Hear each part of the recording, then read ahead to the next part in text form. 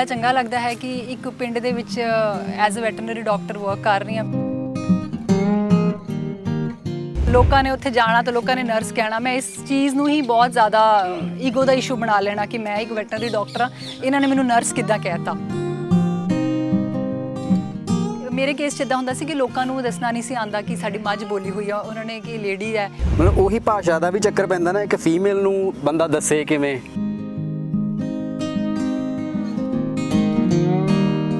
ਕੁੜੀਆਂ ਇਸ ਪ੍ਰੋਫੈਸ਼ਨ ਦਾ ਇੱਕ ਅਹਿਮ ਪਾਰਟ ਹੈ ਤੇ ਉਹਨਾਂ ਨੂੰ ਪਤਾ ਕਿ ਉਨੀਆਂ ਹੀ ਸਮਰੱਥ ਹੈ ਜਿੰਨੀਆਂ ਕਿ ਮੁੰਡੇ ਨੇ। ਪੰਜਾਬ ਦੇ ਅੰਦਰ ਜਿਵੇਂ ਆਪਾਂ ਆਵਾਰਾ ਗਾਵਾਂ ਵੇਖਦੇ ਆਂ ਫਿਰਦੀਆਂ, ਉਹ ਛੱਡਣ ਦਾ ਕਿਸਾਨਾਂ ਦਾ ਇਹੀ ਕਾਰਨ ਹੁੰਦਾ ਕਿ ਉਹ ਗਾਂ ਨਹੀਂ ਬਣੀਆਂ ਹਨਾ। ਇਹਦੇ ਪਿੱਛੇ ਕੀ ਢਿੱਲ ਹੈ ਕਿ ਉਹਨਾਂ ਨੂੰ ਸਹੀ ਟੀਕਾ ਨਹੀਂ ਲੱਗਦਾ ਜਾਂ ਉਹਨਾਂ ਦਾ ਸਹੀ ਟਰੀਟ ਨਹੀਂ ਹੁੰਦਾ ਜਿਹਦੇ ਨਾਲ ਉਹ ਗਰਭ ਧਾਰਨ ਦੁਬਾਰਾ ਨਹੀਂ ਕਰ ਸਕੀਆਂ।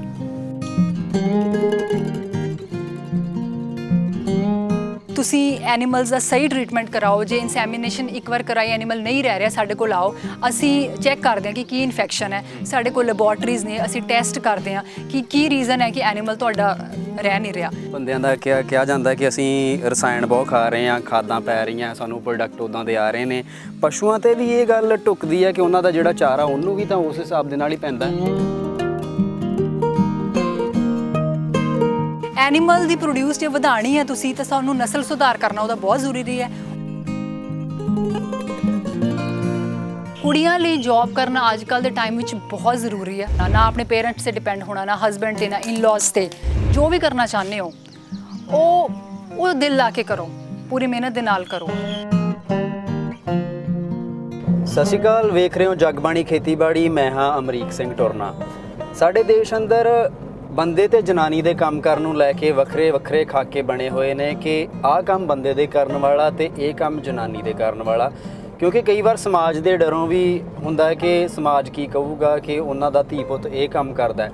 ਪਰ ਅਜਿਹੇ ਦੇ ਵਿੱਚ ਅਜਿਹੀਆਂ ਕਹਾਣੀਆਂ ਵੀ ਹੁੰਦੀਆਂ ਜਿਹੜੀਆਂ ਪ੍ਰਭਾਵਿਤ ਕਰਦੀਆਂ ਕਿਉਂਕਿ ਉਹਨਾਂ ਨੇ ਲੀਹੋਂ ਹਟ ਕੇ ਕੰਮ ਕੀਤਾ ਹੁੰਦਾ। ਤੇ ਅੱਜ ਅਸੀਂ ਐਸੀ ਹੀ ਕਹਾਣੀ ਤੁਹਾਡੇ ਨਾਲ ਸਾਂਝੀ ਕਰਨ ਜਾ ਰਹੇ ਹਾਂ।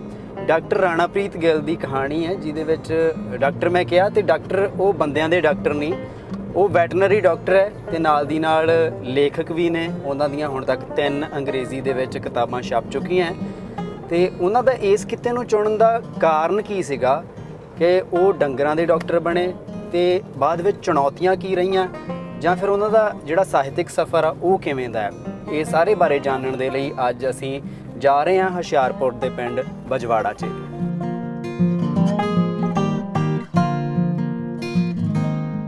ਡਾਕਟਰ ਰਾਣਾਪ੍ਰੀਤ ਗਿੱਲ ਹੁਣ ਇਸ ਪ੍ਰੋਫੈਸ਼ਨ ਨੂੰ ਕਿਵੇਂ ਲੈ ਰਹੇ ਨੇ, ਕਿਵੇਂ ਚੱਲ ਰਿਹਾ ਹੈ? ਪ੍ਰੋਫੈਸ਼ਨ ਬਹੁਤ ਵਧੀਆ ਚੱਲ ਰਿਹਾ। ਬੜਾ ਮਾਣ ਮਹਿਸੂਸ ਹੁੰਦਾ ਹੈ ਕਿ ਇਸ ਪ੍ਰੋਫੈਸ਼ਨ ਦੇ ਵਿੱਚ ਬੜਾ ਚੰਗਾ ਲੱਗਦਾ ਹੈ ਕਿ ਇੱਕ ਪਿੰਡ ਦੇ ਵਿੱਚ as a veterinary doctor work ਕਰ ਰਹੀ ਹਾਂ। ਪਿਛਲੇ 14 ਸਾਲਾਂ ਤੋਂ ਵਰਕ ਕਰ ਰਹੀ ਹਾਂ। ਪਹਿਲਾਂ as a rural veterinary officer panchayat ਵਿਭਾਗ ਦੇ ਵਿੱਚ ਤੇ ਹੁਣ as a veterinary officer animal husbandry department ਦੇ ਵਿੱਚ। ਤੇ ਬੀਇੰਗ ਅ ਪ੍ਰੋਫੈਸ਼ਨਲ ਐਨੀਮਲਸ ਦਾ ਇਲਾਜ ਕਰਨ ਦਾ, ਐਨੀਮਲਸ ਠੀਕ ਹੁੰਦੇ ਆ ਤਾਂ ਇੱਕ ਸੈਟਿਸਫੈਕਸ਼ਨ ਮਿਲਦੀ ਹੈ ਤੇ ਬਹੁਤ ਅੱਛਾ ਲੱਗਦਾ ਹੈ। ਵੈਸੇ ਆਉਣਾ ਕਿਵੇਂ ਹੋਇਆ ਸੀਗਾ ਇਸ ਪ੍ਰੋਫੈਸ਼ਨ 'ਚ? ਕਿਉਂਕਿ ਉਹੀ ਕੁੜੀਆਂ ਲਈ ਇਹ ਪ੍ਰੋਫੈਸ਼ਨ ਧਾਰਨਾ ਹੁੰਦੀ ਹੈ ਨਾ ਕਿ ਕੁੜੀਆਂ ਲਈ ਬਣ ਨਹੀਂ ਸਕਦਾ, ਮੱਝਾਂ ਗਾਵਾਂ ਦਾ ਟਰੀਟ ਕਿਵੇਂ ਕਰਨਾ ਹੈ, ਕੁੜੀਆਂ ਵੈਸੇ ਵੀ ਡਰਦੀਆਂ। ਸੋ ਤੁਸੀਂ ਕਿਵੇਂ ਇਸ ਪਾਸੇ ਨੂੰ ਝੁਕਾ ਕਿਵੇਂ ਹੋਇਆ? ਦੇਖੋ, ਮੇਰੇ ਬ੍ਰਦਰ ਕੈਨੇਡਾ ਸੈਟਲਡ ਨੇ। ਸੋ ਮੇਰੇ ਫਾਦਰ ਸਾਹਿਬ ਨੇ ਸੋਚਿਆ ਕਿ MBBS ਦੇ ਨਾਲ ਵੈਟਰਨਰੀ ਦਾ ਜਿਹੜਾ ਟੈਸਟ ਉਹ ਵੀ ਦਿੱਤਾ ਜਾਵੇ ਤਾਂ ਕਿ ਜੇ ਬਾਈ ਚਾਂਸ MBBS ਦੇ ਵਿੱਚ ਸਿਲੈਕਸ਼ਨ ਨਹੀਂ ਹੁੰਦੀ ਤਾਂ ਵੈਟਰਨਰੀ ਤਾਂ ਹੈ ਹੀ। ਤੇ ਚਲੋ ਵੈਟਰਨਰੀ ਦੇ ਵਿੱਚ ਮੇਰੀ ਐਡਮਿਸ਼ਨ ਹੋ ਗਈ ਤੇ ਉਸ ਤੋਂ ਬਾਅਦ ਗਵਰਨਮੈਂਟ ਜੌਬਸ ਨਿਕਲੀਆਂ ਕਾਫੀ ਦੇਰ ਬਾਅਦ 2006 ਦੇ ਵਿੱਚ। ਤਾਂ ਗਵਰਨਮੈਂਟ ਜੌਬ ਜੁਆਇਨ ਕੀਤੀ ਤੇ ਉਸ ਸਮੇਂ ਡਿਪਾਰਟਮੈਂਟ ਜਿਹੜਾ ਹੈਗਾ ਉਹ ਮੇਲ ਡੋਮੀਨੇਟਡ ਸੀਗਾ। ਉਸ ਸਮੇਂ ਕੁੜੀਆਂ ਬਹੁਤ ਘੱਟ ਸੀ ਪ੍ਰੋਫੈਸ਼ਨ ਦੇ ਵਿੱਚ ਜੀ। ਤੇ ਉਦੋਂ ਲੱਗਦਾ ਸੀਗਾ ਬੜਾ ਡਿਫਿਕਲਟ ਕਿ ਕਿੱਦਾਂ ਕਰਾਂਗੇ ਸਾਰਾ ਕੁਝ। ਯੂਨੀਵਰਸਿਟੀ 'ਚ ਤਾਂ ਸਾਰਾ ਕੁਝ ਬਹੁਤ ਈਜ਼ੀ ਲੱਗਦਾ ਸੀਗਾ, ਨਾਲ ਡਾਕਟਰਸ ਹੁੰਦੇ ਸੀ, 5-10 ਡਾਕਟਰਸ ਹੋਣੇ, ਕਲਾਸਮੇਟਸ ਹੋਣੇ, ਸਾਰਿਆਂ ਨੂੰ ਇਕੱਲੇ ਐਨੀਮਲ ਨੂੰ ਟਰੀਟ ਕਰਨ ਦਾ ਮੌਕਾ ਵੀ ਨਹੀਂ ਮਿਲਦਾ ਸੀਗਾ। ਪਰ ਫੀਲਡ ਦੇ ਵਿੱਚ ਕੋਈ ਸੁਪਰਵਿਜ਼ਨ ਨਹੀਂ ਸੀ, ਕੋਈ ਤੁਹਾਡਾ ਸੀਨੀਅਰ ਨਹੀਂ ਹੈ ਤੁਹਾਨੂੰ ਦੱਸਣ ਲਈ, ਕੋਈ ਡਾਕਟਰ ਨਹੀਂ ਹੈ। ਤੇ ਖੁਦ ਹੀ ਆਪਣੀ ਸੋਚ ਦੇ ਨਾਲ ਆਪਣਾ ਡਿਸੀਜ਼ਨ ਮੇਕ ਕਰਕੇ ਐਨੀਮਲ ਦਾ ਟ੍ਰੀਟਮੈਂਟ ਕਰਨਾ ਸ਼ੁਰੂ 'ਚ ਬਹੁਤ ਔਖਾ ਲੱਗਿਆ। ਸਭ ਤੋਂ ਪਹਿਲਾਂ ਤਾਂ ਆਉਂਦੇ ਹੀ ਯੂਨੀਵਰਸਿਟੀ ਫੋਨ ਲਗਾਉਣਾ ਤੇ ਡਾਕਟਰ ਜਿਹੜੇ ਸਾਡੇ ਟੀਚਰ ਸੀ ਉਹਨਾਂ ਤੋਂ ਸੁਜੈਸਟ ਕਰਨਾ, ਸਰ ਇਹ ਕੇਸ ਆਇਆ, ਇਹ ਦੱਸੋ ਕਿੱਦਾਂ ਕਰੀਏ। ਫਿਰ ਹੌਲੀ ਹੌਲੀ ਆਪਣੇ ਆਪ ਤੇ ਕੌਨਫੀਡੈਂਸ ਬਣਿਆ, ਟ੍ਰੀਟਮੈਂਟ ਸ਼ੁਰੂ ਕੀਤਾ ਮੈਂ, ਆਰਟੀਫੀਸ਼ੀਅਲ ਇਨਸੈਮੀਨੇਸ਼ਨ ਵੱਡੇ ਪਸ਼ੂਆਂ ਦੀ, ਪ੍ਰੈਗਨੈਂਸੀ ਡਾਇਗਨੋਸਿਸ, ਇੱਥੋਂ ਤੱਕ ਕਿ ਇੱਕ ਮੱਝ ਜਾਂ ਗਾਂ ਨੂੰ ਮੈਂ ਸੁਆ ਵੀ ਸਕਦੀ ਹਾਂ। ਸੋ ਇਹ ਜਦੋਂ ਹੌਲੀ ਹੌਲੀ ਕਰਨੇ ਸ਼ੁਰੂ ਕੀਤੇ ਕੰਮ ਤਾਂ ਆਪਸ 'ਚ ਕੌਨਫੀਡੈਂਸ ਆਪਣੇ ਆਪ ਤੇ ਆਇਆ। ਤੇ ਹੁਣ ਇਸ ਵੇਲੇ ਪੰਜਾਬ ਦੇ ਵਿੱਚ ਵੈਟਰਨਰੀ ਆਫੀਸਰਸ ਜਿਹੜੀ ਲੇਡੀਜ਼ ਨੇ ਉਹਨਾਂ ਦੀ ਬਹੁਤ ਜ਼ਿਆਦਾ ਸਟਰੈਂਥ ਹੈ। ਇਨਫੈਕਟ ਜਿਹੜੇ ਸੀਨੀਅਰ ਅਹੁਦੇ ਆ ਐਜ਼ ਐਸਯੂ ਵੀ ਐਂਡ ਐਜ਼ ਈਡੀ ਵੀ ਰੀਸੈਂਟਲੀ ਸਾਡੀਆਂ ਲੇਡੀ ਵੈਟਰਨਰੀ ਆਫੀਸਰਸ ਪ੍ਰਮੋਟ ਹੋਈਆਂ ਨੇ। ਸੋ ਹੁਣ ਜਿਹੜੀ ਸਿਚੁਏਸ਼ਨ ਹੈਗੀ ਹੈ ਇਹ ਬਹੁਤ ਡਿਫਰੈਂਟ ਹੈਗੀ ਹੈ। ਕਿਉਂਕਿ ਯੂਨੀਵਰਸਿਟੀ ਦੇ ਵਿੱਚ ਜਦੋਂ ਪੜ੍ਹ ਕੇ ਨਿਕਲਦੇ ਆ ਉਦੋਂ ਗੱਲ ਹੋਰ ਹੁੰਦੀ, ਉੱਥੇ ਪ੍ਰੈਕਟੀਕਲ ਹੋਰ ਢੰਗ ਦਾ ਹੁੰਦਾ ਹੈ। ਜਿੱਦਾਂ ਯੂਨੀਵਰਸਿਟੀ ਮੇਰਾ ਵੀ ਆਉਣ ਜਾਣ ਰਿਹਾ, ਵਿੱਚੋਂ ਵੇਖਦੇ ਰਹੇ ਆ, ਉਦੋਂ ਦੇਖਦੇ ਸੀ ਵੀ ਸ਼ਹਿਰ ਦੀਆਂ ਕੁੜੀਆਂ ਆਉਂਦੀਆਂ ਤੇ ਇਹਨਾਂ ਨੇ ਪਤਾ ਨਹੀਂ ਡੰਗਰਾਂ ਨਾਲ ਖੈਰ ਵਾਹ ਪਤਾ ਨਹੀਂ ਪੈਣਾ ਕਿ ਨਹੀਂ, ਪਰ ਕੁੱਤੇ ਬਿੱਲੀਆਂ ਦਾ ਇਲਾਜ ਕਰਨਾ ਹੋਣਾ ਹੈ ਨਾ। ਮਤਲਬ ਯੂਨੀਵਰਸਿਟੀ ਤੋਂ ਨਿਕਲ ਕੇ ਜਦੋਂ ਤੁਸੀਂ ਫੀਲਡ ਦੇ ਵਿੱਚ ਵਿਚਰਦੇ ਹੋ ਉਹਦੇ ਨਾਲ ਟੈਕਲ ਕਿਵੇਂ ਹੁੰਦਾ ਹੈ? ਦੇਖੋ ਯੂਨੀਵਰਸਿਟੀ ਤੋਂ ਜਦੋਂ ਆਏ ਤਾਂ ਪਹਿਲਾਂ ਤਾਂ ਇੱਕ ਜੌਬ ਦੀ ਅਹਿਮੀਅਤ ਦਾ ਅਹਿਸਾਸ ਹੀ ਨਹੀਂ ਸੀ। ਜਦੋਂ 2006 ਦੇ ਵਿੱਚ ਇਹ ਜੌਬਸ ਨਿਕਲੀਆਂ ਉਸ ਤੋਂ ਪਹਿਲਾਂ ਮੈਂ ਟੋਫਲ ਦਾ ਤੇ GRE ਦਾ ਟੈਸਟ ਦਿੱਤਾ ਸੀਗਾ। ਮੇਰੀ admission north Dakota state university ਦੇ ਵਿੱਚ, ਅਮਰੀਕਾ ਦੇ ਇੱਕ ਪ੍ਰੋਵਿੰਸ ਨਾਰਥ ਡਕੋਟਾ ਦੇ ਵਿੱਚ ਯੂਨੀਵਰਸਿਟੀ ਹੈ ਫਾਰਗੋ ਦੇ ਵਿੱਚ, ਉੱਥੇ ਮੇਰੀ ਐਡਮਿਸ਼ਨ ਹੋ ਗਈ ਸੀ। ਤੇ ਉਹ ਪ੍ਰਾਂਤ ਇਦਾਂ ਦਾ ਹੈ ਕਿ ਉੱਥੇ ਟੈਂਪਰੇਚਰ -40 ਵੀ ਚਲਾ ਜਾਂਦਾ ਹੈ। ਤੇ ਮੈਂ ਆਪਣੇ ਫਾਦਰ ਸਾਹਿਬ ਨੂੰ ਕਿਹਾ ਕਿ ਮੈਂ ਅਮਰੀਕਾ ਜਾਣਾ ਚਾਹੁੰਦੀ ਹਾਂ ਪੜ੍ਹਨ ਲਈ। ਅੱਛਾ। ਜਿਸ ਤਰ੍ਹਾਂ ਮੇਰੇ ਆਲਰੇਡੀ, ਕਿਉਂਕਿ ਉਸ ਸਮੇਂ ਟ੍ਰੈਂਡ ਕੀ ਸੀਗਾ ਕਿ ਮੇਰੇ ਆਲਰੇਡੀ ਬੈਚਮੇਟਸ ਕਾਫੀ ਸਾਰੇ GRE ਟੋਫਲ ਦਾ ਟੈਸਟ ਦੇ ਕੇ ਅਮਰੀਕਨ ਯੂਨੀਵਰਸਿਟੀਜ਼ ਦੇ ਵਿੱਚ ਸਕਾਲਰਸ਼ਿਪ ਤੇ ਉਹਨਾਂ ਨੇ ਐਡਮਿਸ਼ਨ ਲੈ ਲਈ ਸੀ ਤੇ ਮੇਰਾ ਵੀ ਇਹੀ ਮਨ ਸੀ।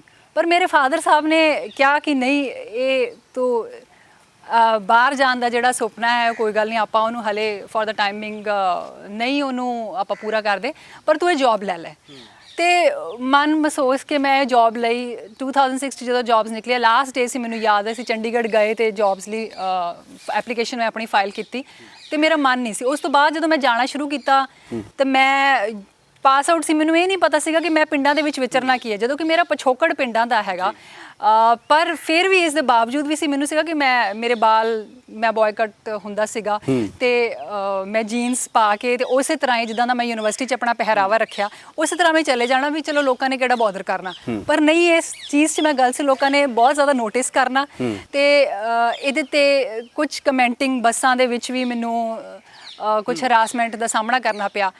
ਤੇ 2 ਕੁ ਦਿਨ ਬਾਅਦ ਮੈਂ ਆਪਣੇ ਫਾਦਰ ਸਾਹਿਬ ਨੂੰ ਕਿਹਾ ਕਿ ਮੈਂ ਜਿਹੜਾ ਹੈਗਾ ਇਸ ਜੌਬ ਨਹੀਂ ਕਰਨਾ ਚਾਹੁੰਦੀ, ਮੈਂ ਜੌਬ ਛੱਡਣਾ ਚਾਹਨੀ ਹਾਂ ਬਿਕੋਜ਼ ਇਹ ਸੂਟੇਬਲ ਨਹੀਂ ਹੈ। ਅੱਛਾ। ਪਰ ਪੇਰੈਂਟਸ ਨੂੰ ਜਿਵੇਂ ਸਮਝ ਸੀਗੀ ਉਹਨਾਂ ਨੇ ਕਿਹਾ ਬਿਲਕੁਲ ਜੌਬ ਛੱਡਣ ਦਾ ਮਨ ਬਣਾ ਲਿਆ। ਇਹ 1 ਹਫ਼ਤਾ ਹੀ ਹੋਇਆ ਸੀ ਹਲੇ ਜੌਬ ਜੁਆਇਨ ਕੀਤੀ ਨੂੰ ਤੇ 1 ਹਫ਼ਤੇ 'ਚ ਮੇਰੀ ਬੱਸ ਹੋ ਗਈ ਸੀ ਕਿਉਂਕਿ ਮੈਨੂੰ 2 ਬੱਸਿਸ ਚੇਂਜ ਕਰਨੀਆਂ ਪੈਂਦੀਆਂ ਸੀ। ਮੈਨੂੰ ਕਾਰ ਡਰਾਈਵ ਨਹੀਂ ਕਰਨੀ ਆਉਂਦੀ ਸੀ, ਮੈਨੂੰ ਬੱਸਿਸ ਚੇਂਜ ਕਰਕੇ ਉਸ ਤੋਂ ਬਾਅਦ ਮੈਨੂੰ ਆਪਣਾ ਸਕੂਟਰ ਲੈ ਕੇ ਉੱਥੋਂ ਆਪਣੇ ਜੌਬ ਤੇ ਜਾਣਾ ਪੈਂਦਾ।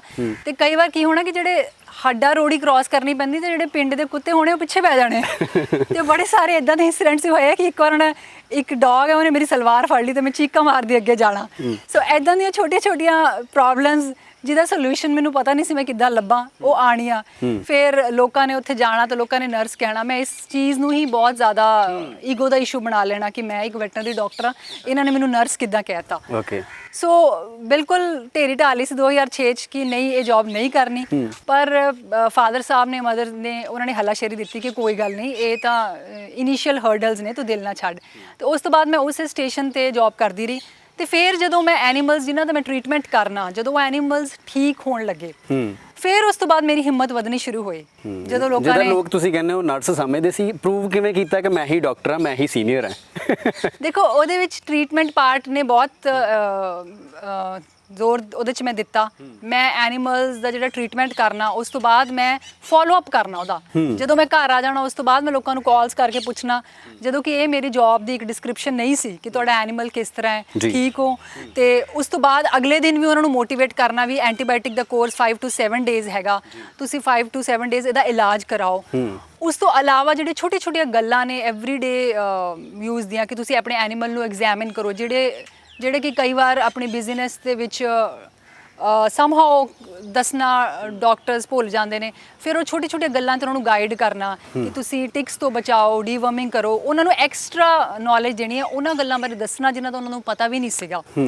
ਸੋ ਆਈ ਥਿੰਕ ਇਹ ਗੱਲਾਂ ਮੇਰੇ ਫੇਵਰ 'ਚ ਗਈਆਂ, ਉਹਨਾਂ ਨੂੰ ਲੱਗਿਆ ਕਿ ਵਾਕਈ ਮੈਂ ਉਹਨਾਂ ਦੀ ਵੈਲ ਵਿਸ਼ਰ ਹੈਗੀ ਆ ਤੇ ਵਾਕਈ ਮੈਂ ਉਹਨਾਂ ਦੇ ਐਨੀਮਲਸ ਦੀ ਚੰਗਾ ਸੋਚਦੀ ਆ। ਤੇ ਜਦੋਂ ਐਨੀਮਲਸ ਠੀਕ ਹੋਣੇ ਸ਼ੁਰੂ ਹੋਏ, ਜਿਹੜੇ ਐਨੀਮਲ ਦੀ ਮੈਂ ਇਨਸੈਮੀਨੇਸ਼ਨ ਕੀਤੀ, ਮੱਝ ਦੀ ਜੇ ਇਨਸੈਮੀਨੇਸ਼ਨ ਕੀਤੀ ਤਾਂ 10 ਮਹੀਨੇ ਬਾਅਦ ਉਹਨੇ ਇੱਕ ਹੈਲਦੀ ਕਾਫ, ਇੱਕ ਹੈਲਦੀ ਕੱਟਾ ਜਾਂ ਕੱਟੀ ਡਿਲੀਵਰ ਕੀਤੀ। ਤਾਂ ਫਿਰ ਲੋਕਾਂ ਨੇ ਆ ਕੇ ਦੱਸਣਾ, ਡਾਕਟਰ ਸਾਹਿਬ ਇਹ ਉਹੀ ਮੱਝ ਹੈ ਜਿਹਨੂੰ ਤੁਸੀਂ ਟੀਕਾ ਲਾਇਆ ਸੀਗਾ। ਸੋ ਇਹਨਾਂ ਗੱਲਾਂ ਦੇ ਨਾਲ ਹੌਲੀ ਹੌਲੀ ਜਿਹੜਾ ਲੋਕਾਂ ਦਾ ਕੌਨਫੀਡੈਂਸ ਆ ਉਹ ਮੇਰੇ 'ਚ ਵੱਧਦਾ ਗਿਆ। ਮਤਲਬ ਉਹੀ ਭਾਸ਼ਾ ਦਾ ਵੀ ਚੱਕਰ ਪੈਂਦਾ ਨਾ, ਇੱਕ ਫੀਮੇਲ ਨੂੰ ਬੰਦਾ ਦੱਸੇ ਕਿਵੇਂ, ਹਾਂਜੀ ਹਨਾ, ਤੇ ਉਹ ਸਾਰੀਆਂ ਚੀਜ਼ਾਂ 'ਚ ਹੈਜ਼ੀਟੇਟ ਵੀ ਹੁੰਦਾ ਹੋਣਾ, ਜਿਵੇਂ ਹੁਣ ਮੈਂ ਵੀ ਹੋ ਰਿਹਾ ਤੁਹਾਨੂੰ ਪੁੱਛਣ ਨੂੰ। ਦੇਖੋ ਐਜ਼ ਅ ਪ੍ਰੋਫੈਸ਼ਨਲ ਤਾਂ ਇਹ ਤਾਂ ਉਹੀ ਗੱਲ ਹੋ ਜਾਂਦੀ ਹੈ ਨਾ ਕਿ ਇਵਨ ਇਨ ਹਿਊਮਨਸ ਲੇਡੀਜ਼ ਚਾਹੁੰਦੀਆਂ ਕਿ ਸਾਡੀ ਫੀਮੇਲ ਗਾਇਨੋਕੋਲੋਜਿਸਟ ਹੋਵੇ, ਸਾਨੂੰ ਮੇਲ ਗਾਇਨੋਕੋਲੋਜਿਸਟ ਕੋਲ ਨਾ ਜਾਣਾ ਪਵੇ, ਕਿਉਂਕਿ ਇੱਕ ਝਿਜਕ ਹੁੰਦੀ ਹੈ ਕਿ ਉਹ ਐਗਜ਼ਾਮਿਨ ਕਿੱਦਾਂ ਕਰੂਗਾ ਸਾਨੂੰ, ਜਾਂ ਉਹ ਕਿੱਦਾਂ ਅਸੀਂ ਉਹਨੂੰ ਐਕਸਪਲੇਨ ਕਰਾਂਗੇ। ਪਰ ਇਸ ਤਰ੍ਹਾਂ ਦੀ ਕੋਈ ਗੱਲ ਨਹੀਂ ਹੈ, ਇਹ ਤੁਹਾਡੇ ਮਨ 'ਚ ਹੁੰਦਾ। ਜਿਹੜਾ ਬੰਦਾ ਇੱਕ ਪ੍ਰੋਫੈਸ਼ਨਲ ਕੁਆਲੀਫਿਕੇਸ਼ਨ ਕਰਕੇ ਬੈਠਾ ਹੈ, ਭਾਵੇਂ ਵੈਟਨਰੀ ਡਾਕਟਰ ਹੈ ਜਾਂ MBBS ਡਾਕਟਰ ਹੈ, ਉਹਦੇ ਮਨ 'ਚ ਕੋਈ ਝਿਜਕ ਨਹੀਂ ਹੁੰਦੀ। ਉਹਨੇ ਸਿਰਫ ਤੁਹਾਨੂੰ ਐਜ਼ ਅ ਪੇਸ਼ੈਂਟ ਦੇਖਣਾ ਹੈ। ਫਿਰ ਮੇਰੇ ਕੇਸ 'ਚ ਇੱਦਾਂ ਹੁੰਦਾ ਸੀ ਕਿ ਲੋਕਾਂ ਨੂੰ ਦੱਸਣਾ ਨਹੀਂ ਸੀ ਆਉਂਦਾ ਕਿ ਸਾਡੀ ਮੱਝ ਬੋਲੀ ਹੋਈ ਆ। ਉਹਨਾਂ ਨੇ ਕਿ ਲੇਡੀ ਹੈ, ਉਹਨਾਂ ਨੇ ਜਾਂ ਜਿਹੜਾ ਮੇਰਾ ਫਾਰਮਾਸਿਸਟ ਸੀ ਉਹਨੂੰ ਕਹਿਣਾ ਕਿ ਇਹ ਡਾਕਟਰ ਸਾਹਿਬ ਨੂੰ ਇਹ ਗੱਲ ਕਹੋ ਕਿ ਇੱਦਾਂ, ਜਾਂ ਸਾਡੀ ਮੱਝ ਬੋਲੀ ਹੋਈ ਹੈ ਉਹਨੂੰ ਟੀਕਾ ਲਾ ਦਿਓ। ਬਟ 2006 ਤੋਂ ਹੁਣ ਤੱਕ ਜਿਹੜੀ ਸਿਚੁਏਸ਼ਨ ਹੈ ਉਹ ਬਹੁਤ ਜ਼ਿਆਦਾ ਬਦਲ ਗਈ ਹੈ। ਹੁਣ ਇਸ ਤਰ੍ਹਾਂ ਦੀ ਹੈਜ਼ਿਟੇਸ਼ਨ ਲੋਕਾਂ 'ਚ ਨਹੀਂ ਹੈ। ਲੋਕਾਂ ਨੂੰ ਪਤਾ ਹੈ ਕਿ ਕੁੜੀਆਂ ਇਸ ਪ੍ਰੋਫੈਸ਼ਨ ਦਾ ਇੱਕ ਅਹਿਮ ਪਾਰਟ ਹੈ ਤੇ ਉਹਨਾਂ ਨੂੰ ਪਤਾ ਕਿ ਉਨੀਆਂ ਹੀ ਸਮਰੱਥ ਹੈ ਜਿੰਨੀਆਂ ਕਿ ਮੁੰਡੇ ਨੇ। ਤੇ ਉਹ ਜਿਹੜੀ ਝਿਜਕ ਹੈਗੀ ਹੈ ਉਹ ਹੁਣ ਮੈਂ ਦੇਖਦੀ ਹਾਂ ਕਿ ਆਹ ਜਿਹੜਾ ਮੇਰਾ ਹਸਪੀਟਲ ਹੈ ਸ਼ਹਿਰ ਦੇ ਬਹੁਤ ਕਲੋਜ਼ ਹੈ, ਉਹ ਲੋਕਾਂ ਦੇ ਵਿੱਚ ਨਹੀਂ ਹੈ। ਉਹ ਆਉਂਦੇ ਤੇ ਬੇਬਾਕੀ ਨਾਲ ਦੱਸਦੇ ਨੇ ਕਿ ਆਹ ਪ੍ਰੋਬਲਮ ਹੈ, ਇਹ ਸਾਡਾ ਇਹਦਾ ਟ੍ਰੀਟਮੈਂਟ ਕਰੋ। In fact they want the results, ਉਹ ਡਿਮਾਂਡ ਕਰਦੇ ਨੇ ਰਿਜ਼ਲਟ। ਤੋ 13-14 ਸਾਲ ਹੋ ਗਏ ਤੁਹਾਨੂੰ ਸ਼ੁਰੂਆਤ ਕਰੀ ਹੈ, ਤੇ ਇਹਦੇ 'ਚ ਕੀ ਵੇਖਦੇ ਹੋ? ਪਸ਼ੂ ਰੱਖਣ ਦੇ ਜਿਹੜੇ ਲੋਕ ਨੇ ਕਿੰਨਾ ਕੁ ਘਟੇ ਨੇ ਜਾਂ ਵਧੇ ਨੇ, ਕੀ ਇਹਦੇ ਵਿੱਚ ਵੇਖਦੇ ਹੋ ਫਰਕ ਕਿੰਨਾ ਕੁ ਹੈ? ਦੇਖੋ ਐਨੀਮਲਸ ਨੂੰ ਰੱਖਣਾ, ਡੇਅਰੀ ਦਾ ਜਿਹੜਾ ਕੰਮ ਹੈਗਾ, ਇਹ ਡੈਫੀਨੇਟਲੀ ਬਹੁਤ ਲੈਬੋਰੀਅਸ ਵਰਕ ਹੈ। ਇਹਦੇ ਵਿੱਚ ਤੁਹਾਨੂੰ ਇਨਪੁਟ ਜ਼ਿਆਦਾ ਹੈਗਾ ਤੇ ਆਊਟਪੁੱਟ ਘੱਟ ਹੈ। ਉਹਦੇ ਰੀਜ਼ਨ ਇਹ ਹੈ ਕਿ ਇਹਦੇ ਵਿੱਚ ਜਿਹੜੇ ਫਾਰਮਰਸ ਆਪਣੇ ਪੱਠੇ ਨਹੀਂ ਬੀਜਦੇ, ਜਿਨ੍ਹਾਂ ਨੂੰ ਪੱਠੇ ਖਰੀਦਣੇ ਪੈਂਦੇ ਆ, plus caste of treatment, plus caste of milking, ਜਿਹੜੀ ਇੱਕ ਤੁਸੀਂ ਕਲੀਨ ਮਿਲਕ ਪ੍ਰੋਡਿਊਸ ਕਰਨਾ ਹੈ, ਉਹਦੇ ਵਿੱਚ ਜੇ ਤੁਹਾਡਾ ਪੂਰੀ ਫੈਮਿਲੀ ਤੁਹਾਡੀ ਇਨਵੋਲਵਡ ਨਹੀਂ ਹੈਗੀ ਤਾਂ ਉਹਦੇ ਵਿੱਚ ਕਾਸਟ ਜ਼ਿਆਦਾ ਹੈ। ਉਹਦੇ ਵਿੱਚ ਜਿਹੜਾ ਮਾਰਜਨਲ ਫਾਰਮਰ ਆ ਉਹ ਸਫਰ ਕਰਦਾ, ਉਹ ਐਨੀਮਲਸ ਆਪਣੇ ਵੇਚਦਾ। ਜਿਹੜੇ ਲੋਕਾਂ ਨੇ ਜਿਹੜੇ ਪ੍ਰੋਫੈਸ਼ਨਲੀ ਰੱਖੇ ਹੋਏ ਨੇ, ਇਹ ਕੰਮ ਕਰਦੇ ਹੈ, ਜਿਨ੍ਹਾਂ ਕੋਲ they have enough money to support the staff, ਉਹਨਾਂ ਕੋਲ ਆਪਣਾ ਸਟਾਫ ਵੀ ਹੈ ਕੰਮ ਕਰਨ ਲਈ, ਉਹ ਸਕਸੈਸਫੁਲ ਨੇ। ਬਟ ਇੱਕ ਮਾਰਜਨਲ ਫਾਰਮਰ ਲਈ ਜਿਹਦੇ ਕੋਲ 2-3 ਮੱਝਾਂ ਹੈ, ਉਹਦੇ ਲਈ ਸਮਹਾਓ ਇਹ ਇੰਨਾ ਬੈਨੀਫੀਸ਼ੀਅਲ ਨਹੀਂ ਹੈ। ਤੇ ਐਨੀਮਲ ਪੋਪੂਲੇਸ਼ਨ ਡੈਫੀਨੇਟਲੀ ਓਵਰ ਦ ਇਅਰਸ ਘਟੀ ਹੈ, ਪਰ ਸਾਡਾ ਮਹਿਕਮਾ ਜਿਹੜੀ ਪੂਰੀ ਕੋਸ਼ਿਸ਼ ਕਰ ਰਿਹਾ ਹੈ ਕਿ ਜਿੰਨਾ ਹੋ ਸਕੇ ਅਸੀਂ ਫਾਰਮਰਸ ਨੂੰ ਸਪੋਰਟ ਕਰਦੇ ਹਾਂ। ਸਾਨੂੰ ਮਹਿਕਮੇ ਵੱਲੋਂ, ਪੰਜਾਬ ਸਰਕਾਰ ਵੱਲੋਂ ਦਵਾਈਆਂ ਮੁਹੱਈਆ ਕੀਤੀਆਂ ਜਾਂਦੀਆਂ ਹਨ, ਜਿਹੜੀਆਂ ਫ੍ਰੀ ਅਸੀਂ ਜਾਂ ਮਿਨੀਮਲ ਕਾਸਟ ਤੇ ਪਰਚੀ ਫੀਸ ਲੈ ਕੇ ਉਹਨਾਂ ਨੂੰ ਦਿੰਦੇ ਹਾਂ। ਤੇ ਇਸ ਤੋਂ ਇਲਾਵਾ ਸਰਕਾਰ ਦੀਆਂ ਬਹੁਤ ਸਾਰੀਆਂ ਸਕੀਮਸ ਨੇ। ਸਰਕਾਰ ਇਹੀ ਨਹੀਂ ਚਾਹੁੰਦੀ ਕਿ ਸਿਰਫ ਐਨੀਮਲਸ, ਗਾਵਾਂ ਮੱਝਾਂ ਹੀ ਲੋਕ ਰੱਖਣ। ਇਹ ਤੋਂ ਇਲਾਵਾ ਡਾਇਵਰਸੀਫਿਕੇਸ਼ਨ ਹੈ ਜਿਹੜੀ, ਜਿਹਦੇ ਵਿੱਚ ਪਿਸੀਕਲਚਰ ਹੈ, ਮੱਛੀਆਂ ਰੱਖਦੇ ਆ ਲੋਕ, ਜਾਂ ਗੋਟਸ ਰੱਖਦੇ ਆ, ਜਾਂ ਸ਼ੀਪ ਰੱਖਦੇ ਨੇ, ਜਾਂ ਪਿਗਸ ਰੱਖਦੇ ਨੇ। ਤੇ ਇਹਦੇ ਵੱਲ ਵੀ ਉਹਨਾਂ ਦਾ, ਲੋਕਾਂ ਦਾ ਝੁਕਾਅ ਸਰਕਾਰ ਕਰਵਾਉਣਾ ਚਾਹੁੰਦੀ ਹੈ। ਤੇ ਇਸ ਲਈ ਗਵਰਨਮੈਂਟ ਵੱਲੋਂ ਬਹੁਤ ਸਾਰੀਆਂ ਸਬਸਿਡੀਜ਼ ਪ੍ਰੋਵਾਈਡ ਕੀਤੀਆਂ ਜਾਂਦੀਆਂ ਹਨ। ਤੇ ਡੈਫੀਨੇਟਲੀ ਅਸੀਂ ਵੀ ਕੋਸ਼ਿਸ਼ ਕਰਦੇ ਹਾਂ ਕਿ ਕੈਂਪਸ ਅਸੀਂ ਲਗਾਉਂਦੇ ਹਾਂ ਗ੍ਰਾਸ ਰੂਟ ਲੈਵਲ ਤੇ, ਕਿ ਜਿੰਨਾ ਕੁ ਹੋ ਸਕੇ ਅਸੀਂ ਲੋਕਾਂ ਨੂੰ ਇਹਦੇ ਬਾਰੇ ਦੱਸ ਸਕੀਏ। ਵੈਸੇ ਦੁੱਧ ਉਤਪਾਦਨ ਦੀ ਗੱਲ ਕਰੀਏ ਤਾਂ ਪੰਜਾਬ ਦੇ ਜਿਹੜੇ ਛੋਟੇ ਕਿਸਾਨ ਨੇ, ਮਤਲਬ ਉਹਨਾਂ ਦੇ ਸਿਰ ਸਿਹਰਾ ਜਾਂਦਾ, ਮੰਨਿਆ ਜਾਂਦਾ ਕਿ ਉਹੀ ਜ਼ਿਆਦਾ ਦੁੱਧ ਉਤਪਾਦਨ ਦੇ ਵਿੱਚ ਆਪਣਾ ਯੋਗਦਾਨ ਦੇ ਰਹੇ ਨੇ, ਫਾਰਮਸ ਨੂੰ ਛੱਡ ਕੇ, ਜਿਹੜੇ ਵੱਡੀਆਂ ਡੇਅਰੀਆਂ ਨੂੰ ਛੱਡ ਕੇ। ਕਿਉਂਕਿ ਘਰੇਲੂ ਉਹਨਾਂ ਦਾ ਦਾਣਾ ਬਾਣਾ ਚੱਲਦਾ ਹੀ ਤਾਂ ਹੈ, ਕਿਉਂਕਿ ਡੇਲੀ ਉਹਨਾਂ ਨੂੰ ਪੈਸਾ, ਇਨਕਮ ਉੱਥੋਂ ਹੀ ਆਉਣੀ ਆ, ਤਾਂ ਹੀ ਉਹਨਾਂ ਦਾ ਕੰਮ ਚੱਲਦਾ ਹੈ ਨਾ। ਤੇ ਅਜਿਹੇ ਕਿਸਾਨ ਕਿੰਨੇ ਕੁ ਹੈਗੇ ਨੇ ਜਿਹੜੇ ਵੱਖਰੇ ਡੇਅਰੀ ਫਾਰਮ ਖੋਲ੍ਹ ਕੇ ਬੈਠੇ ਨੇ ਤੁਹਾਡੇ ਇੱਧਰਲੇ ਪਾਸੇ? ਕਿਉਂਕਿ ਘਰੇਲੂ ਤਾਂ ਹੈ ਹੀ ਹੈ ਤਕਰੀਬਨ ਹਰੇਕ ਬੰਦੇ ਕੋਲ। ਇਦਾਂ ਦੇ ਫਾਰਮਸ ਰਿਲੇਟਿਵਲੀ ਘੱਟ ਹੈਗੇ ਨੇ, ਜਿਹੜੇ ਜਿਵੇਂ ਅਸੀਂ ਵੀ ਜੇ ਦੁੱਧ ਲੈਂਦੇ ਹਾਂ ਤਾਂ ਅਸੀਂ ਨਾਲ ਦੇ ਪਿੰਡ ਤੋਂ ਦੁੱਧ ਲੈਂਦੇ ਹਾਂ। ਸੋ ਇਸ ਤਰ੍ਹਾਂ ਦੇ, ਜਾਂ ਫਿਰ ਲੋਕ ਜਿਹੜੇ ਦੁੱਧ ਹੀ ਆਉਂਦੇ ਉਹਨਾਂ ਨੂੰ ਦੁੱਧ ਪਾਉਂਦੇ ਹਨ। ਇਹ ਜਿਹੜੇ ਮਾਰਜਨਲ ਫਾਰਮਰਸ ਹੈ, ਇਹਨਾਂ ਦੀ ਤਾਦਾਦ ਜ਼ਿਆਦਾ ਹੈ। ਜਿਹੜੇ ਆਰਗੇਨਾਈਜ਼ਡ ਡੇਅਰੀ ਫਾਰਮਸ ਨੇ, ਕਿਉਂਕਿ ਉਹਨਾਂ ਲਈ ਸਪੇਸ ਵੀ ਚਾਹੀਦੀ ਹੈ, ਮਨੀ ਵੀ ਚਾਹੀਦਾ ਹੈ, ਤੁਹਾਨੂੰ ਵਰਕਫੋਰਸ ਵੀ ਚਾਹੀਦੀ ਹੈ, ਉਹ ਰਿਲੇਟਿਵਲੀ ਘੱਟ ਨੇ। ਤੇ ਸਾਡੇ ਏਰੀਆ 'ਚ ਆਈ ਥਿੰਕ 2 ਜਾਂ 3 ਹੀ ਇੱਦਾਂ ਦੇ ਵੱਡੇ ਡੇਅਰੀ ਫਾਰਮਸ ਹੋਣਗੇ। ਜ਼ਿਆਦਾ ਜਿਹੜੇ ਲੋਕ ਹੈ ਉਹ ਮਾਰਜਨਲ ਫਾਰਮਰਸ ਹੈ, ਜਿਹੜੇ ਥੋੜੇ ਐਨੀਮਲਸ ਘਰਾਂ ਦੇ ਵਿੱਚ ਹੀ ਰੱਖਦੇ ਹਨ ਤੇ ਔਨ ਅ ਪ੍ਰੋਫੈਸ਼ਨਲ ਲੈਵਲ ਉਹਨਾਂ ਨੂੰ ਨਹੀਂ ਕਰਦੇ ਆ। ਵੈਸੇ ਜਿਹੜੇ ਵੱਡੇ ਬ੍ਰਾਂਡ ਬਣੇ ਨੇ, ਖੈਰ ਉਹਨਾਂ ਦਾ ਨਾਮ ਨਹੀਂ ਲਵਾਂਗੇ, ਜਿਹੜੇ ਦੁੱਧ ਉਤਪਾਦਨ ਨੂੰ ਜਾਂ ਦੁੱਧ ਤੋਂ ਬਣੇ ਪ੍ਰੋਡਕਟ ਵੇਚਦੇ ਨੇ, ਪੰਜਾਬ ਇਦਾਂ ਦਾ ਕਿਉਂ ਨਹੀਂ ਬਣ ਸਕਿਆ ਕਿ ਪੰਜਾਬ ਦੇ ਵਿੱਚ ਹੀ ਇਦਾਂ ਦਾ ਕੁਝ ਹੋਵੇ? ਦੇਖੋ ਸਾਡੇ ਲੋਕਲ ਜਿਹੜੇ ਬ੍ਰਾਂਡਸ ਹੈਗੇ ਨੇ ਪੰਜਾਬ ਦੇ ਹੀ, ਵੇਰਕਾ ਲੈ ਲਓ ਜਾਂ ਮਦਰ ਡੇਅਰੀ ਲੈ ਲਓ, ਤੇ ਉਹ ਪੂਰੀ ਕੋਸ਼ਿਸ਼ ਕਰ ਰਹੇ ਨੇ, ਇਦਾਂ ਦੀ ਕੋਈ ਗੱਲ ਨਹੀਂ ਹੈਗੀ। ਪਰ ਇਹ ਹੈ ਕਿ ਇਹਦੇ ਵਿੱਚ ਸਾਡਾ ਜਿਹੜਾ ਡਿਪਾਰਟਮੈਂਟ ਬਹੁਤ ਕੋਸ਼ਿਸ਼ ਕਰ ਰਿਹਾ ਹੈ। ਸਭ ਤੋਂ ਵੱਡੀ ਗੱਲ ਹੈ ਇਹਦੇ ਵਿੱਚ ਨਸਲ ਸੁਧਾਰ ਦੀ। ਐਨੀਮਲ ਦੀ ਪ੍ਰੋਡਿਊਸ ਜੇ ਵਧਾਣੀ ਹੈ ਤੁਸੀਂ, ਤਾਂ ਸਾਨੂੰ ਨਸਲ ਸੁਧਾਰ ਕਰਨਾ ਉਹਦਾ ਬਹੁਤ ਜ਼ਰੂਰੀ ਹੈ। ਉਹਦੇ ਲਈ ਸਾਡਾ ਡਿਪਾਰਟਮੈਂਟ ਇੰਪੋਰਟ ਵੀ ਕਰਦਾ ਹੈ ਟੀਕੇ, ਸਪੈਸੀਫਿਕਲੀ ਸੈਕਸ ਸਿਲੈਕਸ਼ਨ ਦੇ ਟੀਕੇ ਵੀ, ਜਿਹਦੇ ਵਿੱਚ ਸਿਰਫ ਬੱਚਿਆਂ ਹੀ ਜਨਮ ਲੈਣ, ਇਹੋ ਜਿਹੇ ਟੀਕੇ ਵੀ। ਉਸ ਤੋਂ ਬਾਅਦ ਵੱਖਰੀਆਂ ਵੱਖਰੀਆਂ ਕਿਸਮਾਂ ਦੇ HF ਦੇ, ਜਰਸੀ ਦੇ, ਸਾਹੀਵਾਲ ਦੇ ਵੀ ਜਿਹੜੀ ਸਾਡੀ ਦੇਸੀ ਨਸਲ ਹੈ, ਤੇ ਮੱਝਾਂ ਦੇ ਵਿੱਚ ਮੁਰਰਾ ਤੇ ਨੀਲੀ ਰਾਵੀ ਦੇ ਵਧੀਆ ਕਿਸਮ ਦੇ ਟੀਕੇ। ਸੋ ਇਹ ਜਿਹੜਾ ਸੈਕਸ ਸਿਲੈਕਸ਼ਨ ਦਾ ਪ੍ਰੋਸੈਸ ਹੈਗਾ, ਜਾਂ ਇਹ ਜਿਹੜਾ ਗ੍ਰੇਡੇਸ਼ਨ ਦਾ ਪ੍ਰੋਸੈਸ ਹੈ, ਜਿਹੜਾ ਤੁਸੀਂ ਜਿਹਦੇ ਵਿੱਚ ਨਸਲ ਦਾ ਸੁਧਾਰ ਕਰਨਾ ਹੈ, ਇੱਕ ਗ੍ਰੈਜੂਅਲ ਪ੍ਰੋਸੈਸ ਹੈ। ਇਹਦੇ ਵਿੱਚ ਤੁਸੀਂ ਇਹ ਨਹੀਂ ਐਕਸਪੈਕਟ ਕਰ ਸਕਦੇ ਕਿ ਇੱਕ ਐਨੀਮਲ ਜਿਹੜਾ ਥੋੜਾ ਦੁੱਧ ਦੇ ਰਿਹਾ, ਜੇ ਤੁਸੀਂ ਉਹਨੂੰ ਇੱਕਦਮ ਤੋਂ ਵਧੀਆ ਨਸਲ ਦਾ ਟੀਕਾ ਲਾਦਾ ਤਾਂ ਜਿਹੜਾ ਬੱਚਾ ਹੋਊਗਾ ਉਹਦਾ ਕੁਝ ਕੁਆਂਟੀਟੀ ਤੱਕ ਦੁੱਧ ਵੱਧ ਜਾਊਗਾ। ਤੇ ਇਸੇ ਲਈ ਅਸੀਂ ਫਾਰਮਰਸ ਨੂੰ ਇਨਸਿਸਟ ਕਰਦੇ ਹਾਂ ਕਿ ਉਹ ਰੈਗੂਲਰਲੀ ਬਾਰ-ਬਾਰ ਵਧੀਆ ਨਸਲ ਦੇ ਟੀਕੇ ਸਾਡੇ ਕੋਲ ਆ ਕੇ ਨੈਚੁਰਲ ਇਨਸੈਮੀਨੇਸ਼ਨ ਨਾ ਕਰਾਉਣ, ਤਾਂ ਕਿ ਉਹ ਕੰਟੀਨਿਊਸਲੀ ਜਦੋਂ ਉਹ ਟੀਕੇ ਲੱਗਦੇ ਆ ਤਾਂ ਨਸਲ ਸੁਧਾਰ ਹੁੰਦੀ ਹੈ। ਤਾਂ it is a slow and steady process, ਤੇ ਜਿਹਦੇ ਤੇ ਡਿਪਾਰਟਮੈਂਟ ਵਰਕ ਕਰ ਰਿਹਾ। ਹਾਂ, ਇੱਕ ਬੜਾ ਵੱਡਾ ਸਵਾਲ ਹੈ ਕਿ ਪੰਜਾਬ ਦੇ ਅੰਦਰ ਜਿਵੇਂ ਆਪਾਂ ਅਵਾਰਾ ਗਾਵਾਂ ਵੇਖਦੇ ਆਂ ਫਿਰਦੀਆਂ, ਉਹ ਛੱਡਣ ਦਾ ਕਿਸਾਨਾਂ ਦਾ ਇਹੀ ਕਾਰਨ ਹੁੰਦਾ ਕਿ ਉਹ ਗਾਂ ਨਹੀਂ ਬਣੀਆਂ, ਹਨਾ? ਹਾਂਜੀ। ਇਹਦੇ ਪਿੱਛੇ ਕੀ ਢਿੱਲ ਹੈ ਕਿ ਉਹਨਾਂ ਨੂੰ ਸਹੀ ਟੀਕਾ ਨਹੀਂ ਲੱਗਦਾ, ਜਾਂ ਉਹਨਾਂ ਦਾ ਸਹੀ ਟਰੀਟ ਨਹੀਂ ਹੁੰਦਾ, ਜਿਹਦੇ ਨਾਲ ਉਹ ਗਰਭ ਧਾਰਨ ਦੁਬਾਰਾ ਨਹੀਂ ਕਰ ਸਕੀਆਂ? ਦੇਖੋ, ਕਿਉਂਕਿ ਐਕਸੀਡੈਂਟ ਹੁੰਦੇ ਨੇ, ਬਾਰ-ਬਾਰ ਡਿਬੇਟ ਦਾ ਕਾਰਨ ਵੀ ਬਣਦਾ ਰਹਿੰਦਾ ਇਹ ਮੁੱਦਾ। ਦੇਖੋ ਬੇਸਿਕਲੀ ਬੜੇ ਹੈਰਾਨੀ ਦੀ ਗੱਲ ਹੈ ਕਿ ਜਿਹੜਾ ਫਾਰਮਿੰਗ, ਜਿਹੜਾ ਐਨੀਮਲਸ ਰੱਖਣ ਦਾ ਹੈਗਾ ਕਿੱਤਾ, ਇਹ ਬੇਸਿਕਲੀ ਮਿਲਕ ਓਰੀਐਂਟਡ ਹੈ। ਫਾਰਮਰ ਨੇ ਐਨੀਮਲ ਤਾਂ ਹੀ ਰੱਖਣਾ, ਪਸ਼ੂ ਤਾਂ ਹੀ ਰੱਖਣਾ ਹੈ ਜੇ ਉਹਨੇ ਦੁੱਧ ਦੇਣਾ ਹੈ। ਤੇ ਇਹ ਵੀ ਗੱਲ ਹੈਗੀ ਹੈ ਕਿ ਇੱਥੇ ਜੇ ਹਿਊਮਨ ਪੋਪੂਲੇਸ਼ਨ ਦੇ ਵਿੱਚ ਲੋਕ ਮੁੰਡੇ ਚਾਹੁੰਦੇ ਨੇ, ਤਾਂ ਜਿਹੜਾ ਐਨੀਮਲ ਪੋਪੂਲੇਸ਼ਨ ਹੈ ਉਹਦੇ ਵਿੱਚ ਲੋਕ ਫੀਮੇਲਸ ਚਾਹੁੰਦੇ ਨੇ। ਉਹਦੇ ਵਿੱਚ ਪਹਿਲੀ ਗੱਲ ਤਾਂ ਹੈ ਉਹ ਜਿਹੜੇ ਕੱਟੇ ਬੱਚੇ ਹੈ ਉਹ ਲੋਕ ਨਹੀਂ ਚਾਹੁੰਦੇ, ਉਹ ਛੱਡ ਦਿੰਦੇ ਆ, ਬਿਕੋਜ਼ ਉਹ ਉਹਨਾਂ ਲਈ ਬੈਨੀਫੀਸ਼ੀਅਲ ਨਹੀਂ ਹੈ। ਇਹ ਸੋਲਲੀ ਮਨੀ ਓਰੀਐਂਟਡ ਜਿਹੜਾ ਹੈਗਾ, ਤੇ ਲੋਕਾਂ ਦੀ ਡੈਫੀਨੇਟਲੀ ਐਨੀਮਲਸ ਨਾਲ ਅਟੈਚਮੈਂਟ ਹੁੰਦੀ ਹੈ, ਇਦਾਂ ਦੀ ਗੱਲ ਨਹੀਂ, ਪਸ਼ੂਆਂ ਨਾਲ ਅਟੈਚਮੈਂਟ ਹੁੰਦੀ ਹੈ, ਪਰ ਕਿਤੇ ਨਾ ਕਿਤੇ ਉਹ ਜਿਹੜਾ ਮਨੀ ਦਾ ਫੈਕਟਰ ਹੈ ਉਹ ਭਾਰੀ ਪੈ ਜਾਂਦਾ ਹੈ। ਕਿਉਂਕਿ ਇੱਕ ਐਨੀਮਲ ਜਿਹੜਾ ਇੱਕ ਵੱਡਾ ਐਨੀਮਲ ਹੈ, ਅਡਲਟ ਐਨੀਮਲ ਹੈ, ਉਹਦੀ ਇਨਟੇਕ ਬਹੁਤ ਜ਼ਿਆਦਾ ਹੈਗੀ ਫੋਡਰ ਦੀ, ਤੇ ਉਹਨੂੰ ਫੀਡ ਕਰੀ ਜਾਣਾ ਜਦੋਂ ਕਿ ਉਹ ਦੁੱਧ ਨਾ ਦੇਵੇ, ਇਹ ਇੱਕ ਘਾਟੇ ਦਾ ਸੌਦਾ ਹੁੰਦਾ ਤੇ ਇਹਨਾਂ ਮੋਨਿਟਰੀ ਲਾਸ ਹੁੰਦਾ ਹੈ। ਸਭ ਤੋਂ ਇੱਕ ਇਸ ਚੀਜ਼ ਨੂੰ ਰੋਕਣ ਲਈ ਸਪੈਸ਼ਲੀ ਜਿਵੇਂ ਲੋਕ ਮੇਲ ਐਨੀਮਲਸ ਨੂੰ ਛੱਡ ਦਿੰਦੇ ਆ, ਸਾਡੇ ਡਿਪਾਰਟਮੈਂਟ ਦੀ ਤਾਦਾਦ ਵੀ ਕਾਫੀ ਹੈ ਗਾਵਾਂ ਨੂੰ, ਆਪਾਂ ਵੇਖ ਸਕਦੇ ਉਹ ਮੈਂ ਆ ਰਹੀ ਹਾਂ ਨਾ ਉੱਤੇ। ਤੇ ਮੇਲਸ ਨੂੰ ਜਿਹੜਾ ਲੋਕ ਪਹਿਲਾਂ ਛੱਡ ਦਿੰਦੇ ਨੇ, ਉਹਦੇ ਲਈ ਸਾਡੇ ਗਵਰਨਮੈਂਟ ਨੇ, ਸਾਡੇ ਜਿਹੜੀ ਡਿਪਾਰਟਮੈਂਟ ਹੈ ਉਹਨਾਂ ਨੇ ਸਕੀਮ ਕੱਢੀ ਹੈ ਕਿ ਉਹ ਡਿਪਾਰਟਮੈਂਟ ਹੀ ਵਧੀਆ ਨਸਲ ਦੇ ਜਿਹੜੇ ਕੱਟੇ ਬੱਚੇ ਆ ਉਹ ਖਰੀਦ ਰਿਹਾ। ਉਹਦੇ ਵਿੱਚ ਉਹਨਾਂ ਨੂੰ ਲੋਕਾਂ ਨੂੰ ਇਨਸੈਂਟਿਵ ਦਿੱਤਾ ਜਾਂਦਾ ਹੈ ਕਿ ਤੁਹਾਡਾ ਪਾਰਟਿਕੂਲਰ ਏਜ ਗਰੁੱਪ ਦਾ ਜਿਹੜਾ ਐਨੀਮਲ ਹੈ ਉਹ ਅਸੀਂ ਖਰੀਦ ਲਾਂਗੇ। ਤੇ ਦੂਸਰਾ, ਐਨੀਮਲ ਦਾ ਜਦੋਂ ਸਹੀ ਟਰੀਟਮੈਂਟ ਨਹੀਂ ਹੁੰਦਾ, ਜਾਂ ਐਨੀਮਲ ਇੱਕ ਵਾਰ ਕਨਸੀਵ ਕਰਦਾ ਹੈ ਜਾਂ ਫਾਰਮਰ ਹੀ ਉਹਨੂੰ ਸਵਾ ਲੈਂਦਾ ਹੈ, ਫॉर ਸਮ ਰੀਜ਼ਨ ਉਹਦੇ ਯੂਟਰਸ ਦੇ ਵਿੱਚ ਜਿਹੜੀ ਬੱਚੇਦਾਨੀ ਹੈ ਉਹਦੇ ਚ ਰਪਚਰ ਹੋ ਗਏ, ਬਹੁਤ ਸਾਰੇ ਰੀਜ਼ਨ ਹੋ ਸਕਦੇ ਐਨੀਮਲਸ ਕਨਸੀਵ ਕਿਉਂ ਨਹੀਂ ਕਰਦੇ, ਠੀਕ ਹੈ। ਇਹਦੇ ਚੋਂ ਇੱਕ ਵੀ ਰੀਜ਼ਨ ਹੋ ਗਿਆ ਜਿਹੜਾ ਯੂਟਰਸ ਹੈ ਉਹ ਇੱਕ ਬੜਾ ਪਤਲੀ ਜੀ ਲੇਅਰ ਹੈਗੀ, ਜੇ ਉਹਦੇ ਵਿੱਚ ਮਾੜਾ ਮੋਟਾ ਪਾੜ ਪੈ ਜਾਂਦਾ ਤਾਂ ਉਸ ਤੋਂ ਬਾਅਦ ਐਨੀਮਲ ਕਨਸੀਵ ਨਹੀਂ ਕਰ ਪਾਉਂਦਾ। ਸੋ ਉਹਦੇ ਲਈ ਅਸੀਂ ਫਾਰਮਰਸ ਨੂੰ ਕਹਿੰਦੇ ਆ, ਜਿਹੜੇ ਵੀ ਸਾਡੇ ਕੋਲ ਆਉਂਦੇ, ਕਿ ਜਦੋਂ ਬੱਚਾ, ਉਹਦਾ ਤਾਂ ਫਾਰਮਰਸ ਖੁਦ ਹੀ ਬਹੁਤ ਐਕਸਪਰਟ ਹੁੰਦੇ ਕਿ ਜਦੋਂ ਬੱਚਾ ਐਨੀਮਲ ਨੇ ਜਿਹੜਾ ਹੈਗਾ ਸੁਆਣਾ ਹੈਗਾ ਬੱਚਾ, ਉਦੋਂ ਤੁਸੀਂ ਬਹੁਤ ਧਿਆਨ ਰੱਖਣਾ ਹੈ। ਦੂਸਰੀ ਗੱਲ ਇਹ ਕਿ ਜਦੋਂ ਆਰਟੀਫੀਸ਼ੀਅਲ ਇਨਸੈਮੀਨੇਸ਼ਨ ਕੀਤੀ ਜਾਂਦੀ ਹੈ, ਉਸ ਤੋਂ ਬਾਅਦ ਜੇ ਐਨੀਮਲ ਇੱਕ ਵਾਰ ਨਹੀਂ ਠਹਿਰਦਾ ਤਾਂ ਫਾਰਮਰ ਬਾਰ-ਬਾਰ ਟੀਕੇ ਲਵਾਈ ਜਾਂਦਾ, ਉਹਦੇ ਨਾਲ ਐਨੀਮਲ ਰਿਪੀਟਰ ਬਣ ਜਾਂਦਾ ਹੈਗਾ। ਉਹ ਰਿਪੀਟ ਬਰੀਡਿੰਗ ਦੀ ਸਮੱਸਿਆ ਵੀ ਇੱਕ ਬਹੁਤ ਵੱਡੀ ਸਮੱਸਿਆ ਹੈ, ਜਿਹਦੇ ਨਾਲ ਜੋ 3 ਵਾਰ ਐਨੀਮਲ ਤੁਸੀਂ ਇਨਸੈਮੀਨੇਸ਼ਨ ਕੀਤਾ ਹੈ ਤਾਂ ਉਹ ਨਹੀਂ ਰਿਹਾ, ਤਾਂ ਐਨੀਮਲ ਰਿਪੀਟਰ ਬਣ ਜਾਂਦਾ ਹੈ। ਇਹ 2 ਕਾਰਨ ਹੈ ਕਿ ਤੁਸੀਂ ਐਨੀਮਲਸ ਦਾ ਸਹੀ ਟਰੀਟਮੈਂਟ ਕਰਾਓ। ਜੇ ਇਨਸੈਮੀਨੇਸ਼ਨ ਇੱਕ ਵਾਰ ਕਰਾਈ, ਐਨੀਮਲ ਨਹੀਂ ਰਹਿ ਰਿਹਾ, ਸਾਡੇ ਕੋਲ ਆਓ, ਅਸੀਂ ਚੈੱਕ ਕਰਦੇ ਹਾਂ ਕਿ ਕੀ ਇਨਫੈਕਸ਼ਨ ਹੈ, ਸਾਡੇ ਕੋਲ ਲੈਬੋਰਟਰੀਜ਼ ਨੇ, ਅਸੀਂ ਟੈਸਟ ਕਰਦੇ ਹਾਂ ਕਿ ਕੀ ਰੀਜ਼ਨ ਹੈ ਕਿ ਐਨੀਮਲ ਤੁਹਾਡਾ ਰਹਿ ਨਹੀਂ ਰਿਹਾ।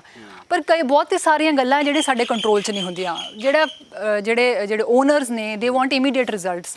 ਜੇ ਉਹਨਾਂ ਨੂੰ ਲੱਗਦਾ ਕਿ ਐਨੀਮਲ ਬੈਨੀਫੀਸ਼ੀਅਲ ਨਹੀਂ ਹੈਗਾ ਤਾਂ ਉਹ ਐਨੀਮਲ ਨੂੰ ਛੱਡ ਦਿੰਦੇ ਆ। ਕਿਤੇ ਨਾ ਕਿਤੇ ਉਹਨਾਂ ਨੂੰ ਵੀ ਚਾਹੀਦਾ ਹੈਗਾ ਕਿ ਉਹ ਵੀ ਰਿਸਪੌਂਸਿਬਿਲਿਟੀ ਲੈਣ ਕਿ ਇੱਕ ਐਨੀਮਲ ਜੇ ਤੁਸੀਂ ਖਰੀਦਿਆ ਹੈ ਜਾਂ ਉਹ ਤੁਹਾਡੇ ਲਈ ਹੁਣ ਮੋਨਿਟਰੀ ਤੌਰ ਤੇ ਬੈਨੀਫੀਸ਼ੀਅਲ ਨਹੀਂ ਹੈ ਤਾਂ ਤੁਸੀਂ ਉਹਨੂੰ ਨਾ ਕਿਉਂਕਿ ਇਹ ਬਿਮਾਰੀ ਇਕੱਲੀ ਗਾਵਾਂ 'ਚ ਨਹੀਂ, ਹੁਣ ਮੈਂ ਮੱਝਾਂ 'ਚ ਵੀ ਵੇਖ ਰਿਹਾ, ਮੱਝਾਂ 'ਚ ਵੀ ਆ ਰਹੀ ਆ, ਪਰ ਇਹ ਹੁੰਦਾ ਕਿ ਗਾਵਾਂ ਤੇ ਪਤਾ ਨਹੀਂ ਗਾਵਾਂ ਦਾ ਮੁੱਲ ਘੱਟ ਆ ਤਾਂ ਕਰਕੇ ਉਹਨਾਂ ਨੂੰ ਛੱਡ ਦਿੱਤਾ ਜਾਂਦਾ, ਪਰ ਮੱਝਾਂ ਉਦਾਂ ਵਿਕ ਜਾਂਦੀਆਂ। ਹਾਂ ਇਹੀ ਰੀਜ਼ਨ ਹੈ ਫॉर ਸਮ, ਉਹ ਇਹ ਵੀ ਰੀਜ਼ਨ ਹੈ ਕਿ ਮੱਝਾਂ ਦੇ ਕੰਪੈਰੀਟਿਵਲੀ ਗਾਵਾਂ ਹੀ ਤੁਹਾਨੂੰ ਦਿਖਦੀਆਂ ਹੈ। ਪਰ ਦੇਖੋ ਇਹਦੇ ਵਿੱਚ ਤਾਂ it's not N easy solution ਕਿ ਇੱਕਦਮ ਹੀ ਹੈ। ਫਿਰ ਜਿਹੜਾ ਕਾਓ ਪਾਉਂਡ ਸਾਡੇ ਇੱਥੇ ਡਿਪਟੀ ਕਮਿਸ਼ਨਰ ਰਹੇ ਆ ਮਿਸਟਰ ਵਿਪਲ ਉਜਵਲ, ਉਹਨਾਂ ਨੇ ਇੱਕ ਮੀਟਿੰਗ ਲਈ ਸੀ। ਉਸ ਮੀਟਿੰਗ ਦੇ ਵਿੱਚ ਮੈਂ ਵੀ ਹਿੱਸਾ ਲਿਆ ਸੀਗਾ। ਉਹਦੇ ਵਿੱਚ ਉਹਨਾਂ ਨੇ ਸ਼ਹਿਰ ਦੇ ਕਾਫੀ ਲੋਕਾਂ ਨੂੰ ਬੁਲਾਇਆ ਸੀ ਤੇ ਉਹਨਾਂ ਨੇ ਪੁੱਛਿਆ ਸੀ ਕਿ ਤੁਹਾਡੀ ਸਮੱਸਿਆਵਾਂ ਕੀ ਨੇ। ਤੇ ਉਹਦੇ ਵਿੱਚ ਸਭ ਤੋਂ ਵੱਡੀ ਸਮੱਸਿਆ ਇਹੀ ਸੀ ਕਿ ਆਵਾਰਾ ਪਸ਼ੂਆਂ ਦੀ। ਤੇ ਉਹਦੇ ਵਿੱਚ ਉਹਨਾਂ ਨੇ ਐਕਸਪਲੇਨ ਕੀਤਾ ਕਿ ਜੇ ਇੱਕੋ ਕਾਓ ਪਾਉਂਡ ਬਣਾਉਂਦੇ ਨੇ, ਠੀਕ ਹੈ, ਉਹਦੇ ਵਿੱਚ ਉਹ ਐਨੀਮਲਸ ਨੂੰ ਰੱਖਦੇ ਨੇ ਤਾਂ ਉਹਦਾ ਖਰਚਾ ਬਹੁਤ ਹੈ ਫੋਡਰ ਦਾ।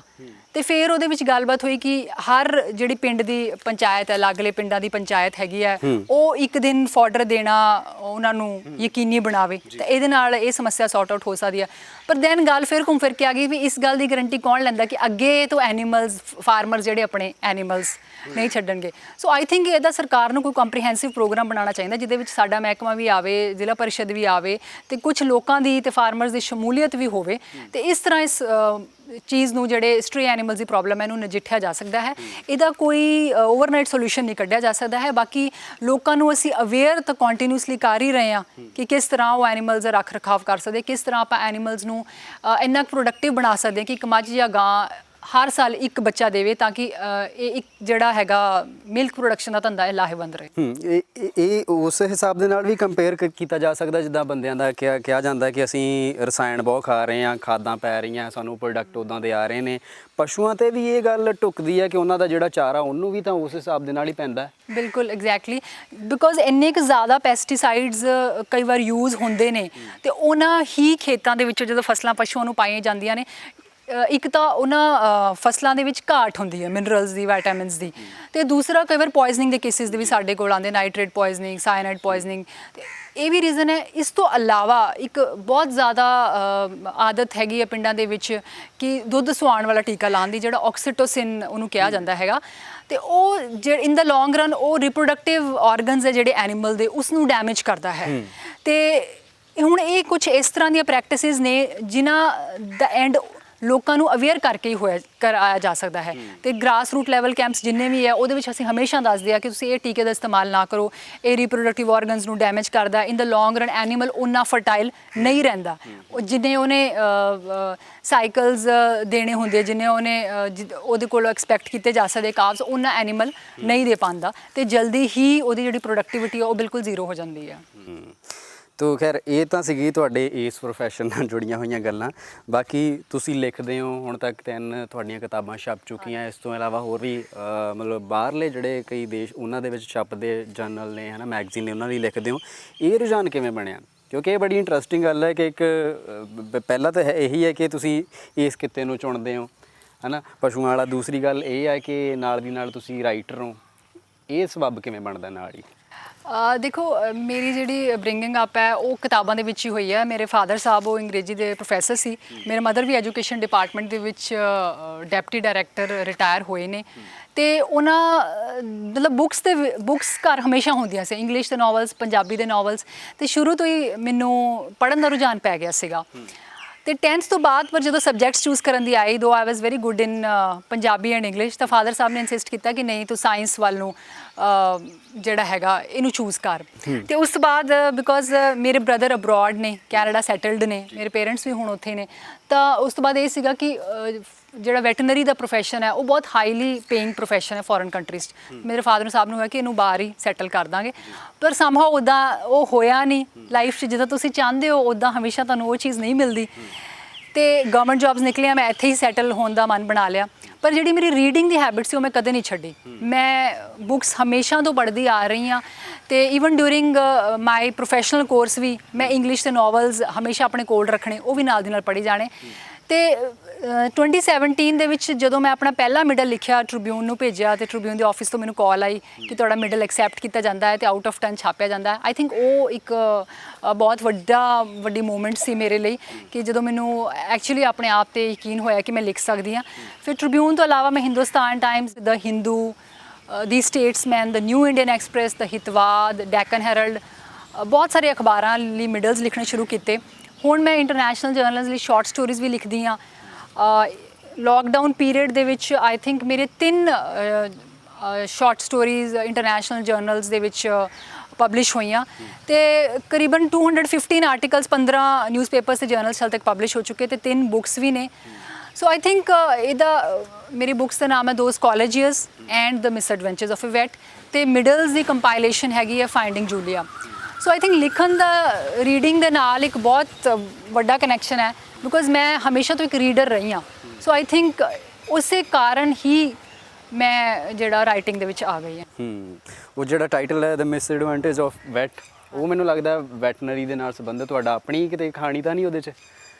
ਨਹੀਂ, ਉਹ ਤਾਂ ਇਟਸ ਫਿਕਸ਼ਨ, ਬਟ ਜਿਹੜਾ ਮੇਰਾ ਫਰਸਟ ਨਾਵਲ ਸੀਗਾ ਦੋਜ਼ ਕਾਲਜ ਈਅਰਸ, ਉਹ ਡੈਫੀਨੇਟਲੀ ਕਾਈਂਡ ਆਫ ਸੈਮੀ ਆਟੋਬਾਇਓਗ੍ਰਾਫਿਕਲ ਸੀਗਾ ਕਿਉਂਕਿ ਜਦੋਂ ਮੈਂ ਆਪਣਾ ਫਰਸਟ ਨਾਵਲ ਲਿਖਣਾ ਸੀ ਤਾਂ ਮੈਨੂੰ ਪਤਾ ਨਹੀਂ ਸੀ ਕਿਸ ਚੀਜ਼ ਬਾਰੇ ਲਿਖਿਆ ਜਾਵੇ।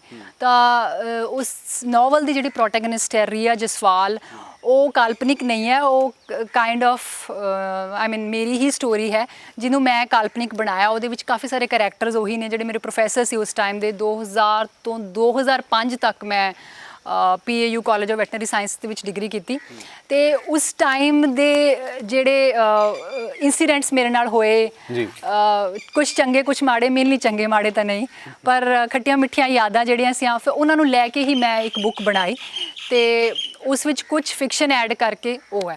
ਤੇ ਦ ਮਿਸਐਡਵੈਂਚਰਸ ਆਫ ਅ ਵੈਟ ਉਸ ਹੀ ਲੜਕੀ ਦੀ ਅੱਗੇ ਕਹਾਣੀ ਹੈ। ਇਹਦੇ ਵਿੱਚ there is more of fiction and less of reality. ਤੋ ਆਖਿਰ ਤੇ ਪੰਜਾਬ ਦੇ ਕਿਸਾਨਾਂ ਨੂੰ ਤੇ ਉਹਨਾਂ ਕੁੜੀਆਂ ਲਈ ਜਿਹੜੀਆਂ ਸੋਚਦੀਆਂ ਕਿ ਅਸੀਂ ਕੁਝ ਵੱਖਰਾ ਕਰਨਾ ਹੈ, ਕੀ ਸੁਨੇਹਾ ਦੇਣਾ ਚਾਹੁੰਦੇ ਹੋ? ਮੈਂ ਇਹੀ ਸੁਨੇਹਾ ਦੇਣਾ ਚਾਹੂੰਗੀ ਕਿ ਤੁਸੀਂ ਇਹ ਨਹੀਂ ਕਿ ਤੁਸੀਂ ਚਲੋ ਵੈਟਨਰੀ ਡਾਕਟਰ ਬਣੋ, ਪਰ ਮੈਂ ਇਹੀ ਕਹਿਣਾ ਚਾਹੂੰਗੀ ਕਿ ਤੁਸੀਂ ਜੋ ਵੀ ਕਰਨਾ ਚਾਹੁੰਦੇ ਹੋ ਉਹ ਦਿਲ ਲਾ ਕੇ ਕਰੋ, ਪੂਰੀ ਮਿਹਨਤ ਦੇ ਨਾਲ ਕਰੋ। ਤੇ ਕੁੜੀਆਂ ਲਈ ਜੌਬ ਕਰਨਾ ਅੱਜ ਕੱਲ੍ਹ ਦੇ ਟਾਈਮ ਵਿੱਚ ਬਹੁਤ ਜ਼ਰੂਰੀ ਹੈ ਬਿਕੋਜ਼ ਇਕਨੋਮਿਕਲੀ ਇੰਡੀਪੈਂਡੈਂਟ ਹੋਣਾ, ਇਕਨੋਮਿਕਲੀ ਆਪਣੇ ਪੈਰਾਂ 'ਤੇ ਸਟੈਂਡ ਕਰਨਾ, ਨਾ ਆਪਣੇ ਪੇਰੈਂਟਸ 'ਤੇ ਡਿਪੈਂਡ ਹੋਣਾ, ਨਾ ਹਸਬੈਂਡ 'ਤੇ ਨਾ ਇਨ-ਲॉज 'ਤੇ, ਉਹ ਜਦੋਂ ਚੀਜ਼ ਤੁਹਾਡੇ ਕੋਲ ਆ ਜਾਂਦੀ ਹੈ ਇੱਕ ਇਕਨੋਮਿਕ ਇੰਡੀਪੈਂਡੈਂਸ, ਉਹ ਇੱਕ ਤੁਹਾਨੂੰ ਡਿਫਰੈਂਟ ਪਲੇਟਫਾਰਮ 'ਤੇ ਲੈ ਜਾਂਦੀ ਹੈ। ਤੁਸੀਂ ਆਪਣੇ ਲਈ ਸੋਚ ਸਕੋ, ਤੁਸੀਂ ਆਪਣੇ ਲਈ ਡਿਸੀਜ਼ਨ ਮੇਕ ਕਰ ਸਕੋ, ਇਹ ਚੀਜ਼ਾਂ ਲਾਈਫ 'ਚ ਤੁਹਾਨੂੰ ਬਹੁਤ ਅੱਗੇ ਲੈ ਜਾਂਦੀਆਂ ਨੇ। ਅਤੇ ਇਸ ਲਈ ਬਹੁਤ ਜ਼ਰੂਰੀ ਹੈ ਕਿ ਤੁਸੀਂ ਪੜ੍ਹਾਈ ਕਰਨਾ ਹੀ ਇਹ ਨਾ ਸੋਚੋ ਕਿ ਸਿਰਫ ਪੜ੍ਹਾਈ ਕਰਨੀ ਹੈ, ਇਹ ਸੋਚੋ ਕਿ ਪੜ੍ਹਾਈ ਕਰਨ ਤੋਂ ਬਾਅਦ ਅਸੀਂ ਜੌਬ ਕਰਨੀ ਹੈ ਜਾਂ ਆਪਣਾ ਕੋਈ ਪ੍ਰੋਫੈਸ਼ਨ ਜਾਂ ਆਪਣਾ ਕੁਛ ਵੀ ਆਪਣਾ ਕੰਮ ਸਟਾਰਟ ਕਰਨਾ ਹੈ।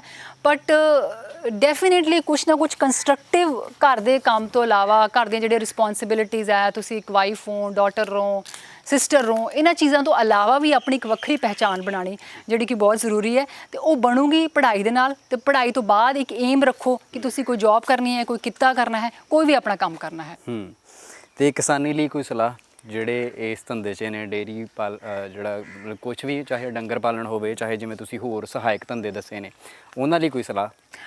ਉਹਨਾਂ ਲਈ ਮੈਂ ਇਹੀ ਕਹਿਣਾ ਚਾਹੂੰਗੀ ਕਿ ਜਿਹੜੀਆਂ ਵਧੀਆ ਫਾਰਮਿੰਗ ਪ੍ਰੈਕਟਿਸਿਸ ਨੇ ਉਹ ਅਪਣਾਓ। ਜਿਵੇਂ ਸਪੈਸ਼ਲੀ ਜਿਵੇਂ ਫਾਰਮਰਸ ਹੈ, ਪਰਾਲੀ ਨਾ ਸਾੜੋ, ਜਿਹੜੀਆਂ ਗੱਲਾਂ ਸਰਕਾਰ ਤੁਹਾਨੂੰ ਬਾਰ-ਬਾਰ ਕਹਿੰਦੀ ਹੈ, ਕਿਉਂਕਿ ਇਹਦੇ ਨਾਲ ਇਕੱਲਾ ਇਨਵਾਇਰਮੈਂਟ ਦਾ ਨੁਕਸਾਨ ਨਹੀਂ ਹੁੰਦਾ, ਇਹਦੇ ਨਾਲ ਐਨੀਮਲਸ ਦਾ, ਹਿਊਮਨਸ ਦਾ, ਉਹਦੇ 'ਤੇ ਵੀ ਇੰਪੈਕਟ ਪੈਂਦਾ। ਤੁਸੀਂ ਐਸਥਮੈਟਿਕ ਹੋ ਸਕਦੇ ਹੋ, ਤੁਹਾਨੂੰ ਕਈ ਕਿਸਮ ਦੀਆਂ ਸਾਹ ਦੀਆਂ ਪ੍ਰੋਬਲਮਸ ਹੋ ਸਕਦੀਆਂ ਨੇ। ਫਿਰ ਵਧੀਆ ਪ੍ਰੈਕਟਿਸਿਸ ਅਪਣਾਓ, ਪੈਸਟੀਸਾਈਡਸ ਦਾ ਘੱਟ ਇਸਤੇਮਾਲ ਕਰੋ ਕਿਉਂਕਿ ਇਹ ਸਮਹਾਓ ਫਾਰਮਿੰਗ ਜਿਹੜੀ ਹੈ ਇਹ ਐਨੀਮਲ ਦੇ ਨਾਲ ਰਿਲੇਟਡ ਹੈ। ਜਿਹੜਾ ਐਨੀਮਲਸ ਮਿਲਕ ਪ੍ਰੋਡਕਸ਼ਨ ਦਾ ਧੰਦਾ ਹੈਗਾ ਉਹ ਫਾਰਮਿੰਗ ਦੇ ਨਾਲ ਰਿਲੇਟਡ ਹੈ, ਦੋਨੇ ਕਲੱਬ ਹੋ ਜਾਂਦੇ ਹਨ। ਸੋ ਇਹ ਜਿਹੜੀਆਂ ਵਧੀਆ ਪ੍ਰੈਕਟਿਸਿਸ ਜੇ ਤੁਸੀਂ ਅਪਣਾਉਂਦੇ ਹੋ ਤਾਂ ਡੈਫੀਨੇਟਲੀ ਇਸ ਦਾ ਜਿਹੜਾ ਇੰਪੈਕਟ ਹੈ ਉਹ ਆਉਣ ਵਾਲੀਆਂ ਜਨਰੇਸ਼ਨਸ ਜਿਹੜੀਆਂ ਹੈਗਾ ਉਹਨਾਂ ਨੂੰ ਵਧੀਆ ਇੱਕ ਇਨਵਾਇਰਮੈਂਟ ਆਪਾਂ ਦੇ ਸਕਦੇ ਹਾਂ।